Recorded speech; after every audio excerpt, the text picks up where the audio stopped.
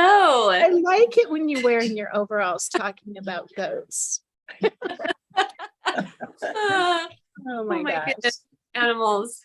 They're happy Friday. Yeah. So gosh, I'm going to tell you my news first. Yay. The one I already told you that I'm choosing wine over weights tonight because there's always a tomorrow. Mm-hmm. Yes. For better or for worse, there's always tomorrow. No, but the news is that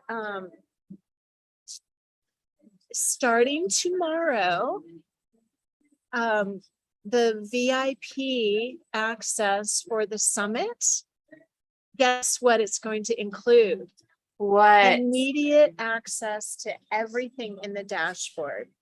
So oh my gosh. Script interviews, you don't have to wait for your favorite person. You don't have to sign up and then wait for business or wait for dating or wait for relationships or whatever. You can go in and just pick and choose. That because is you know the best why? news. You asked for it. And so you got it. Yes. Oh my gosh. Thank you, Michelle. That's amazing. I'm so excited to share that with everybody. I know. So it's all being, I just got off the call with them and they made the adjustments. I just have to go in and make a few more adjustments and we'll be able to put the link out like later tonight, depending on how much wine I drink or tomorrow morning. I'm joking. I know you're joking. You can do work really well when you're drinking wine or margaritas. I actually can't, I've been on this thing where I'm like 2 hours a day, I'm working on my book, 1 hour in the morning before coffee, and then at night with alcohol. It's remarkable how well I can write. Well, isn't it? It's probably like relaxing you. What? No, it probably relaxes you and allows your mind to like slow down so you can really focus on that writing.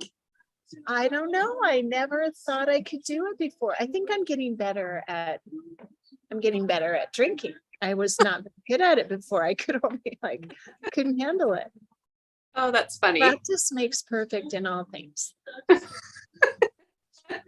So what do we love you. What did you what do you want to talk about? I'm in this Italian restaurant. It looks really cute. It's really cute. Yeah. They have good meatballs. Nice. And mozzarella. I love Italian food. Yeah. So what is our topic today? Okay, so I had a conversation earlier with this amazing friend of mine, and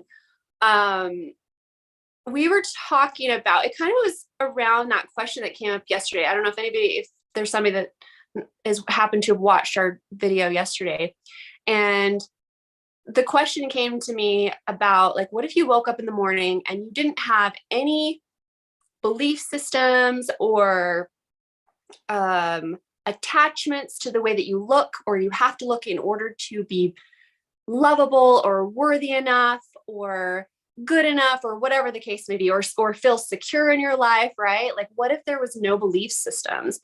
And we were just talking about how like everything, there's been, how do I word it? There's been so much in our lives that like we do for those things, right? Like in relationship, for example, what do you require your partner to do or be for you in order to feel a certain way? And like, what if you actually they didn't have to actually show up that way. You didn't have to require that of them in order for you to feel that way. And in turn, doing so, they can actually show up for you in the most beautiful ways instead of like causing that tension and that fighting or triggering each other, right? Am I making sense? Because I feel like I'm a little bit all over the place with it, but we had this amazing conversation. I think you should speak to it a little bit because, I'm not in a relationship. So I just wake up loving myself every morning. And then I have different requirements that don't rely on how I look until I go somewhere. And then, there's a lot of freedom in not being in a relationship actually that I think I really needed. So maybe there's two different, perspectives we can discuss here, but well, yeah. And it's not even necessarily a relationship. Like I was thinking about it like love relationship. Like I was thinking about it, even for example, with my mom. Like I remember hitting a place in my life where I was like, I became aware that every choice I was making was either to please my mom or to rebel against her. And I was like, what in the world? That is the most horrible way to make a choice. But I was doing it unconsciously, right? Because it was this place of where I was functioning from. And that was kind of the whole idea of this conversation. It's like, where are you functioning from? Like the choices that you make on a daily basis, whether they be in your relationship or your work life or whatever it is that you're doing, why are you doing it? Right? Like even, and it even stems over into like the beauty industry. Like how many of us have, you know, made looking a certain way like the thing that makes us worthy enough or good enough or makes us feel secure in our life or secure in our relationship, right? But it's all false. Like it isn't actually the thing. Yeah, I mean, it really is. It's like when I know you work with a lot of people like with heart and head alignment, right? And in the things that we're doing together and that workshop that we do together, that play shop, I always start with values and vision. And I think that everything really comes back to how committed are you to what you say you want? Because the next question is, well, who am I? Right? So that your self-concept and where you are, like what's really driving your values and what's really driving your vision. But I noticed that like when we're doing these transformational play things, I was actually just writing about this a few minutes ago that when you were talking about what if you just believed, well, think about how children operate, right? And why is it called make believe? Because you really do, when you allow yourself into that free play place in your mind, you can believe whatever you want to believe. Like you can make believe, you can. And when you choose a belief based on a vision, like, okay, I want to, like, if you're just playing, I want to be this person, then you are giving yourself value in that role, right?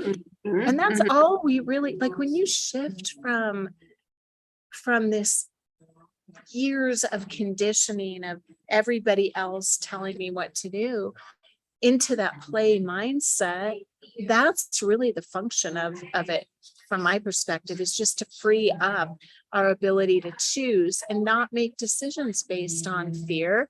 But it's like, who do I want to be today? Yes. It's just more playful. It's so much more playful and allows you to really be in the moment and live from this moment rather than live from your past false limitations or false limiting beliefs or whatever, right? And it's like how much freedom and space and possibility is in that. Yeah. I think like when we're talking about relationships, that's what I learned from not having, I don't know if I ever even had that when I was in a relationship, honestly. I think it was more driven, like my concerns were more driven by, I don't even know. I just didn't really care, except if I left the house for like a business event or something. And that truly, like a lot of the women I work with, that is a really big issue. They've either been at home for a long, long time, or maybe they've been in corporate and they want to bet on themselves with a new business or something. And the self concept comes up because how do I bet on myself, even if I've been earning 6 figures in corporate for 15 years? It's a whole different thing to like step out and I think it's just, I don't know if I'm even lining up with what you're really trying to say. No, you really are.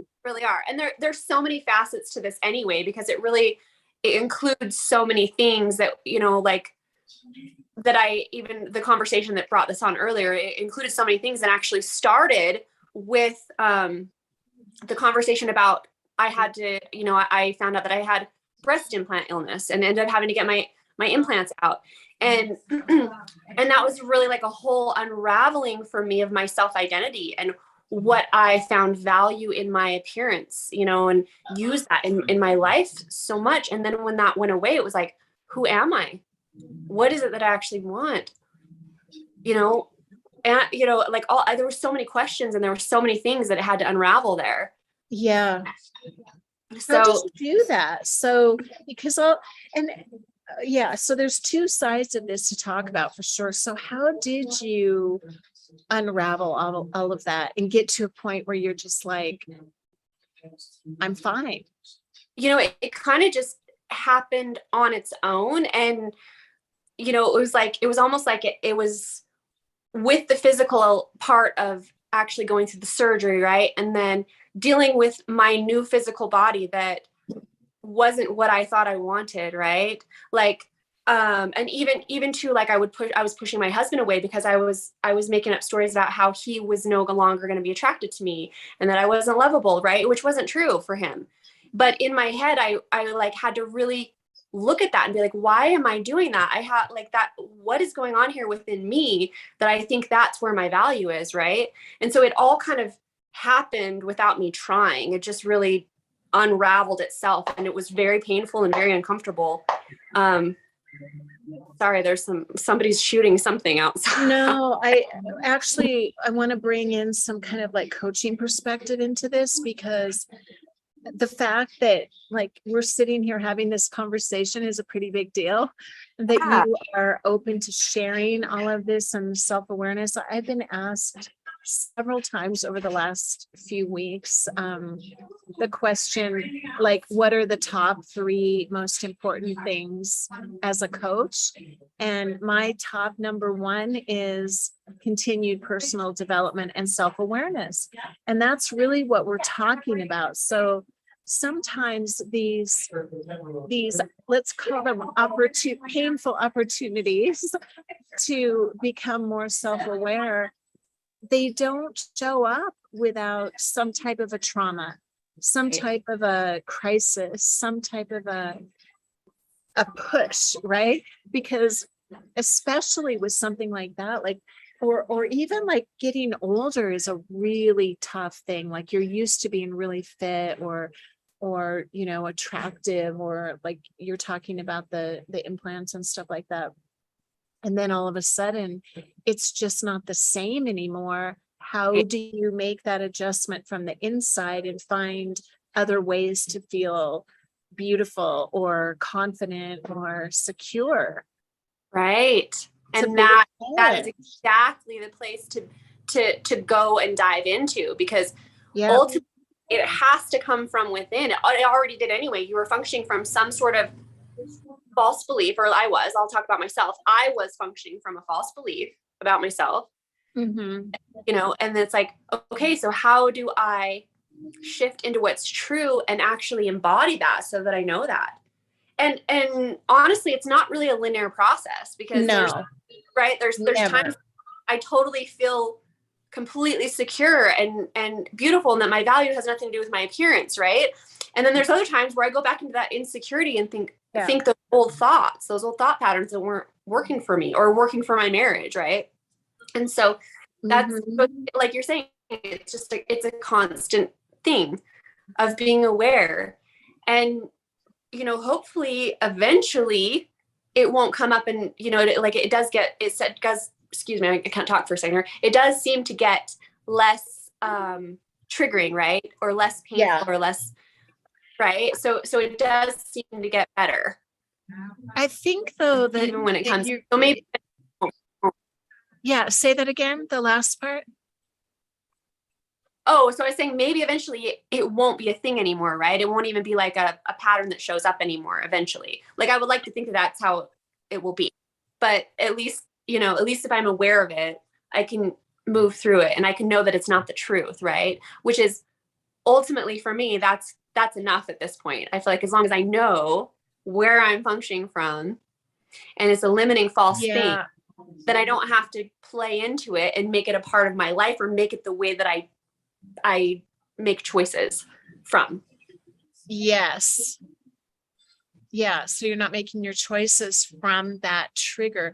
It's Yeah. almost like we create new looping systems, like reinforcement systems, right? So initially you're getting this feedback from the world, which is like, oh, you're so beautiful, oh, you're so pretty, you're so attractive, you're so desirable, and that feeds your The image, story. Yeah. like your Yeah. confidence and but you're relying on that, and then that goes away, and then you have to create your own feedback system. And at the end of the day, everything, I feel like, it comes back to, what are we giving to ourselves? What are we giving to ourselves? Like, who is that guy? I saw this guy on Instagram the other day, Drew. Do you know who Drew Canoli is? No, I don't. I don't either, but but I follow him, and I hardly ever go on there. So I happened to catch this thing, and he was talking about how you can literally put your hand over your heart, and like it takes so many, there's all this science on changing your chemical state and everything now. So it takes so many seconds to release the same amount of oxytocin that you would get if you're hugging someone. And there's like, here's the proper way to hug. And I just thought it's so interesting, because when you start realizing that you literally have control over how you feel, and what I found is usually whatever I want, if I give it away, I have it. Yeah. So the second you start feeling insecure, and that's why I think I must be very insecure all the time, because I feel the best when I'm out, like noticing what's right about other people and letting them know. I feel like that's when I'm in my element, it's like Yeah. helping through healing, through helping others, Mm-hmm. and not, and you can take that too far, for sure, especially if you're a woman. Mm-hmm. That can be a very unhealthy, but whenever those triggers come up, it's really like, it's so much about attention and where we are focused. Yeah, exactly.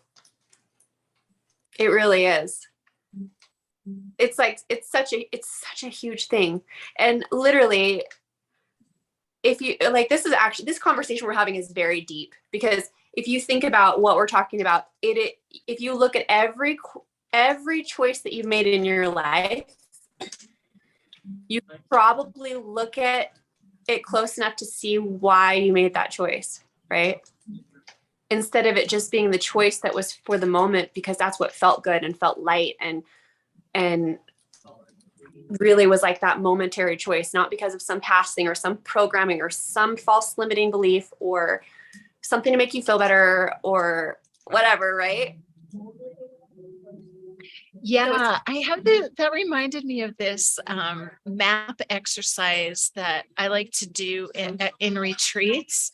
Oh my gosh, we should talk about our January retreat, honestly, because I just want to be in the room with everyone, and then we can show you things that are really, really fun ways to shift those triggers and shift the energy and shift your focus and attention.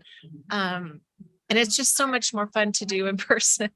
I agree. I love the in-person stuff. That's why I'm so excited too about our 3-day thing that we're doing. So for those people who do IP, like, and we get to work live. I mean, it's online, but we get to work, at least it's live. It's not like a like record. this. Yeah. It's not a recording. It's not like a sign up for this webinar and then watch it all by yourself. Right. So it's going to be like interactive, and us actually getting to, play together, it's just going to be fun. I'm so excited for that part, because I love that stuff. That's actually, we're starting that next week, and we changed the time. So it's going to be Tuesdays, Wednesdays, and Thursdays, right? It's from 6 to 8 Mountain Time. And as far as we know, at this moment in time, living in the moment as we are, It will be every single week for the rest of the year, with the exception of like Thanksgiving and Christmas. We're going to just keep it up. Yeah. So why don't you answer that deep, crazy question that you started this off with? So how did I answer it? I mean, or anyone who hears this can answer the question. What would it be like? Like, what would your day be like if you mapped out your day? From the moment you woke up in the morning, you were all those things: secure, loved, confident, joyous, free, whatever the qualities are, right? Without needing any kind of feedback that first tells you are, like, you were just that all the time. Yes. How would that affect your decisions for that day? Yes. And as you ask yourself that question, really feel into that knowing and that remembrance that is actually the truth. Say that again. Will you say that again? Yeah. When you ask that question and you feel that question, really feel into the knowing that that's actually the truth for all of us. The truth is that we are already secure and lovable and worthy and all the things. Like, it's already the truth. We've got all these ideas and attachments and beliefs. Good. I know these are my friends are now bartenders and waitresses. I love it. Those are great friends. Anybody who wants to talk online and anybody I meet on the street, pretty much everyone in the world, I feel like, is my friend. Yeah. So, and what you're sharing, when you were sharing that, Bethany, I was thinking how this is the beauty of play, you guys, and imagination, that when you can literally play this game with yourself. Okay, tomorrow I'm just going to wake up and feel this way. Well, the first thing that's going to happen is what? Your brain is going to say, this is so much baloney, ridiculous. What are you talking about? I feel like crap. I got to do blah, blah, blah, blah, blah, right? Your old story. But if you allow yourself to experience it in your body, everything changes. Well, yeah. And if you how do you do that? Thoughts, yeah. Say that again.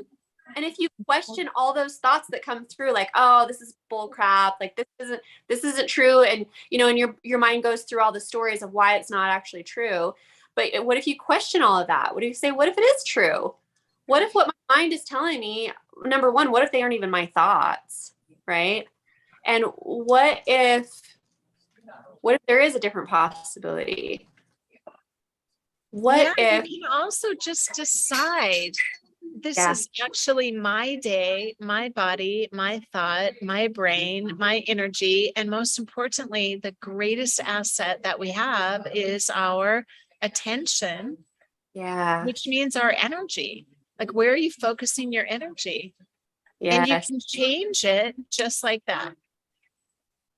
Yep. That's the magic. You can tell yourself, like, give that to yourself.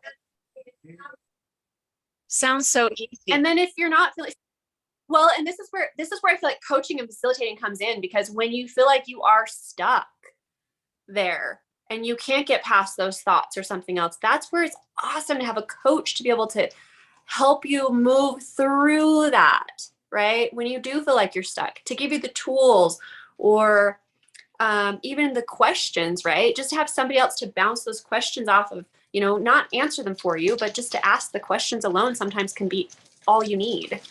So it's so magical. And that's what I love about this, and jumping into it and coaching. Yeah. And to your point about, you have it inside of you. And so the best coach, like if you work with someone, and a lot of people have had this experience in sports, I think, where there's someone that's always like pounding on you. Like, I remember this French ballet teacher I had that would literally come by and like hit us with a stick, like suck it in. So, and you're like, I can't anymore. And it was abusive, basically. But then most people have also had that teacher or that coach that just could see you.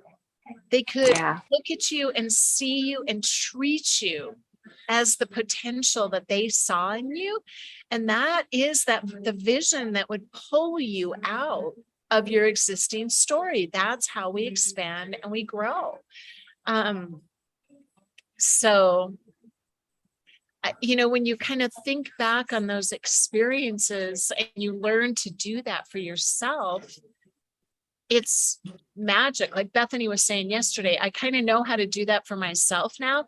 And it doesn't mean that she doesn't get in different, because we can all be at different stages in different areas of our life. So it doesn't mean she doesn't have people in her life now that help her in certain areas. Oh no, I'm always being coached and facilitated. So that's something that's very important to me, to continue having that help for myself, because I know how powerful and valuable it is and what it's done for me in the past. So I really enjoy it. I enjoy having, even when it's the things that I don't enjoy. In fact, that's when I love to have a coach, is when I'm really struggling, right? Because I'm just because I coach other people doesn't mean I don't have a coach, And I also love the energy workers that do the energy work on my body and help me to really move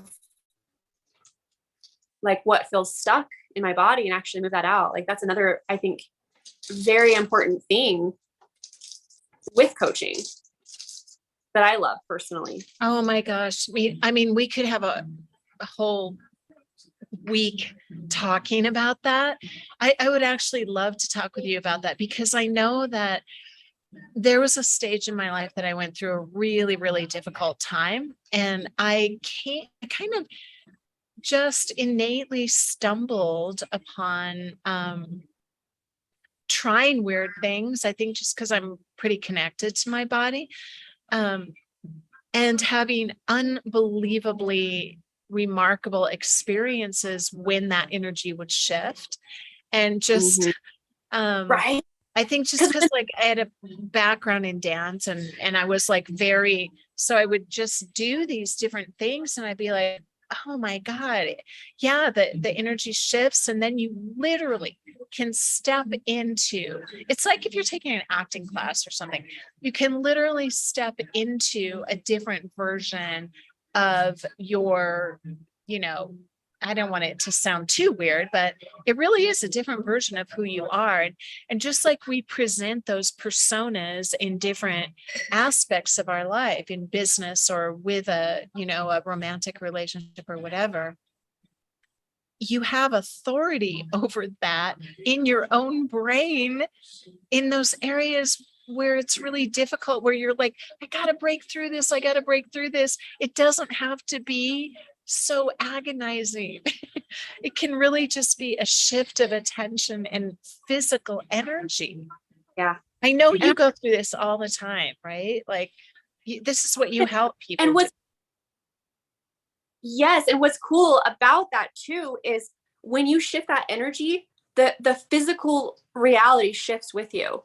So sometimes it takes a little bit of time for it to show up differently in the physical, but it always shows up differently afterwards too. And that's the fun part. Your actual body, like if you think about, like, I don't know, I remember when my kids were little, and you know how when they have like a really high fever and they're little, and like the next day they look totally different because their bodies are constantly shedding and changing, and that can continue to happen forever. Like when you really release, like you can look at people's facial expressions or the patterns that they've built, and as you release that stuff, you can become unrecognizable. It's just like when you see people who've been in grief for years and years, and you're like, what happened to you? And then they have the story of what happened. You can release all of that. Right. I love this. I love it. Unless you're a goat. Oh, Bethany has these goats. I'm sorry. I think I just love your animal stories.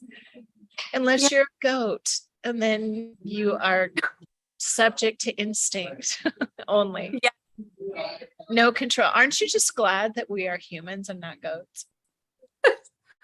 I think so. Yes. Especially what goats. Yes. Yeah. And I love the goats, but man, those I those don't male love goats anymore. I hate goats now after that story. I used to love goats. But we're because it's terrible. The male, horrible.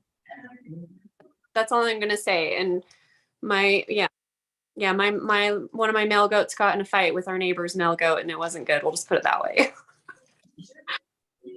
So it's men. So it's all about the male race. We can go back to the victim stories of yesteryear. Yeah. Let's just think of as many divisive things as we can. Yeah. I'm kidding totally here. I hope you know that. I do know you're kidding. Glad you said that though, for those who might not know you're kidding. Yeah, I'm kidding. I'm totally joking.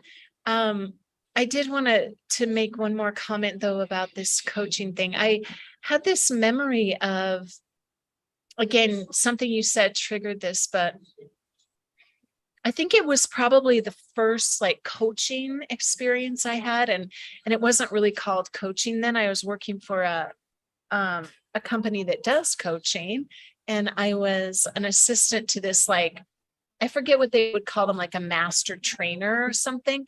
And we were working with United Airlines executives, and I was very young, and I was in this room, and there was a guy who's probably the age I am now, but I thought he was super old, and like this white male guy executive at United. And so he was in my group, and we were talking about vision and dreams, and he just started sobbing. And this guy was like one of the most successful people I'd ever met. He was so together and so accomplished. And so the reason I'm bringing that up is that these different areas where, you're in these patterns of that you're getting that feedback that we're talking about that's really positive, sometimes that can mask the very thing that you really need to address to fulfill your life. Does that make sense? Like, you're getting all the feedback from, like in your case, it was your body or the way you looked or whatever. And then that goes away.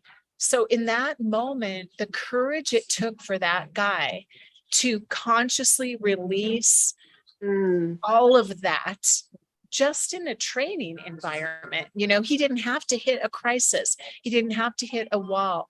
And that is the magic of coaching. When you're in the right environment with the right process, you can let go of that stuff without having to go through a crisis, and grow and come to a better understanding of who you are. And then I don't know what happened after that, but I guarantee you, when he left that day, he had so much more to bring to the position that he was fortunate enough to be a leader in.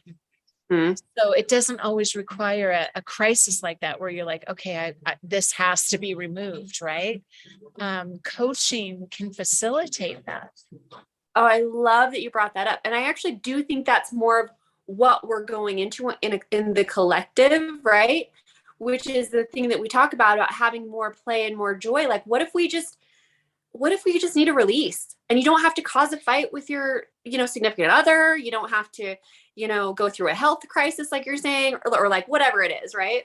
And what if you can just have that release? You can have a safe space with your coach, with your facilitator, whatever, to have that release, and then move on and open up the space for something greater to show up, and for you to show up in greater ways in your own life and in your business and your relationships or whatever.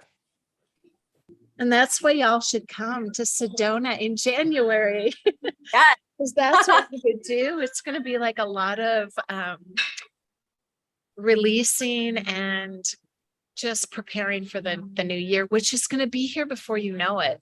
And I know it seems premature, but I feel like we should tell people about it. So it's already like the holidays are going to be on top of us. And then you're going to be wondering, oh my gosh, it's another new year. So check out, I'll post it in this video. Okay.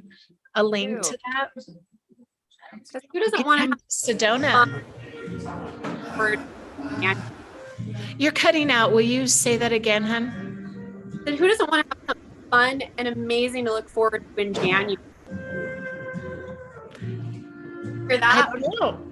I think and we don't have very many spaces, to be honest. I mean, I think we can look at having people off-site, but it's going to be it's really cool to be all in one house.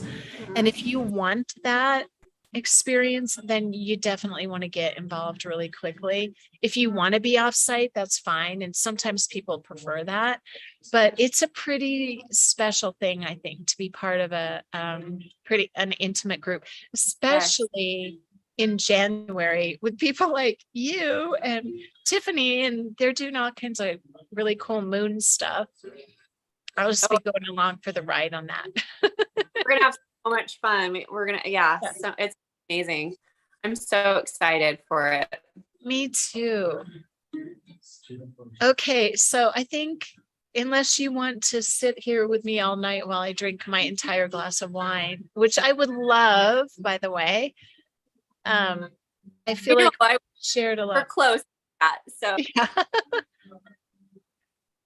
And we'll be back, one of us or all of us or two of us or three of us tomorrow to hear more farm. Sounds good. Thanks. More farm animal parable. Okay, love. Thank you so much, Bethany. Did you want to say anything or share any last words? I think that was good.